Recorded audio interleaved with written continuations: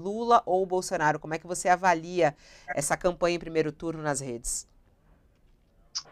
Eu acho difícil, eu acho que o Bolsonaro fala, apesar de ter mais seguidores, ele fala para a bolha, né? Não é eficiente no sentido de conquistar novos eleitores, porque ele teve essa ordem aí da campanha de tentar ter uma rede mais propositiva, de falar o que o governo fez, ou né, de ser mais institucional até em alguns momentos, mas não tem jeito, acaba que sempre, se a gente for lembrar ao longo da campanha, teve a interação lá com a Anitta, que bloqueou ele, tem uma série de outros episódios que eu acho que ele acaba falando mais para a bolha dele. Eu acho que nessa última semana, as redes sociais do Lula, com essa campanha dos artistas e desse vira-voto, acho que teve que conseguiu sair um pouco mais do só falar para os seus, entendeu? Então, nesse sentido, talvez nessa reta final, eu acredito que as redes do PT conseguiram ser um pouco mais eficientes, apesar de, como você colocou, as do Bolsonaro terem um número bem maior de seguidores, né?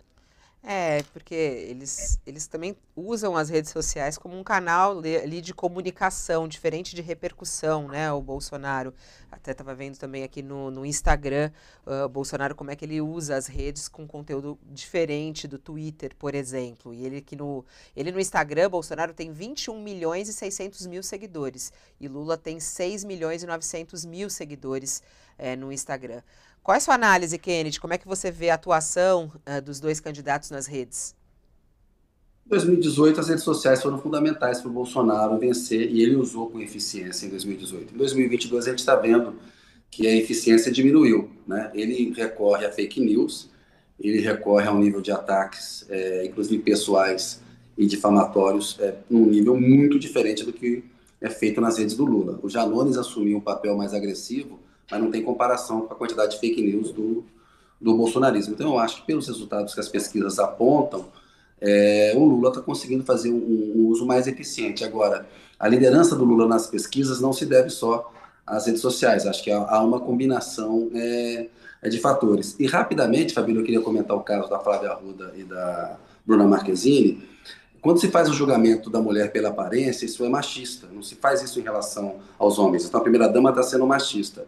A Damares, ela difamou uma adversária dela ao Senado e fez um recurso de baixaria. Inclusive, a gente no jornalismo tem que tomar cuidado ao analisar esse tipo de caso para não dar engajamento e publicidade a uma acusação difamatória. Ela fez jogo baixo. É criminoso o que a Damares fez e é um vídeo que precisa ser punido pela justiça eleitoral. Eu acho muito grave o que a Damares fez. Ela É foi, que ele inclusive, ministra da ele área não da tem mulher.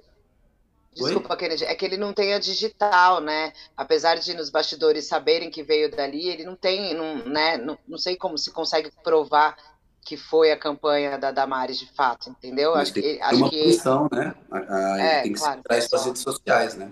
Acho é jogo baixo, é difamatório, é o pior tipo de misoginia do bolsonarismo. E ainda é curioso ver duas mulheres, a Michele Bolsonaro e a Damares, reproduzindo a misoginia. Isso é um ataque à mulher, é um ataque à Flávia Arruda e é um ataque à Bruna Marquezine, né? Que é uma profissional respeitada que tem direito a ter a opção política e ideológica dela.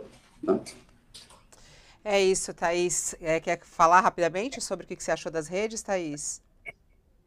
Eu gostaria só de dizer que eu acho que elas foram superestimadas, Fabíola, porque, como que a gente lembrou, em 2018 elas tiveram um papel tão importante, fundamental na eleição do Bolsonaro, esperava-se que isso fosse repetir. E a impressão que eu tenho é que a campanha, a luta política, os debates se deram muito mais nas ruas, nos comícios e nos outros meios de comunicação. A internet, como disse a Carla, ela virou aquilo que ela se provou aquilo que ela sempre foi, né? Uma câmara em que repercutem as bolhas. Uma bolha briga com a outra, mas isso não muda necessariamente nenhum cenário, né?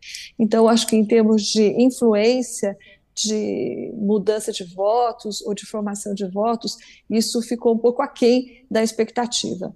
E só queria registrar que eu acho também que, em termos de uso, o PT até que se deu bem, porque o Bolsonaro nasceu e cresceu nesse habitar, né? Esse é o ambiente do Bolsonaro por excelência.